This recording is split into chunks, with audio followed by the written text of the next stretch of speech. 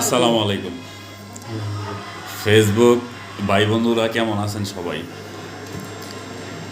সাধারণত এই ধরনের ভিডিও কখনো আমি আপলোড করি না ফেসবুকে আমার নিজের আইডিতে। তো আজকে বিকেলবেলা যখন বাসা থেকে বের হই তখন আমার চোখের সামনে একটা জিনিস আমি লক্ষ্য করলাম যে আমাদের সমাজটা আজ কোথায় যাচ্ছে।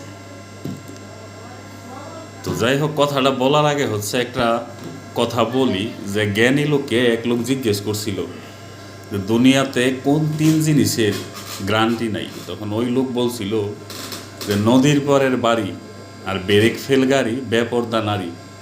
এই তিন জিনিসের কোনো ভিত্তি নাই, যে কোনো সময় দুর্ঘটনা করতে পারে। আর নদীর পাড়ের বাড়ি ওইটা তো ভাঙা যাইব, নদীর ঢেউ এক সময় নিয়ে যাইব। আর আপনার ব্রেক ফেল গাড়ি, এটা যে কোনো জায়গায় আপনার অ্যাক্সিডেন্ট দুর্ঘটনা ঘটবে। কিন্তু বেপরদা নারী, এদের যখন চলাফেরা মানুষ লক্ষ্য করে তখন এদেরকে নিয়ে মানুষ নানান চিন্তা ভাবনা করে। তো আমার এই কথাটা বলার মূল উদ্দেশ্য আমাদের মা বোনরা রাস্তাঘাটে যেইভাবে চলাফেরা করে, আমার মনে হয় এই জিনিসগুলো একটু গার্জিয়ানদের দেখা উচিত, শালীনভাবে চলা উচিত। তো আমার এই মেসেজটা মূলত আমাদের মা বোনদেরকে নিয়ে, যে ওনারা যেন একটা আবরণের ভিতরে চলে।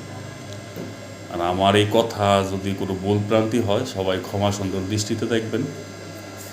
তো ভালো থাকবেন সবাই। আসসালামু আলাইকুম।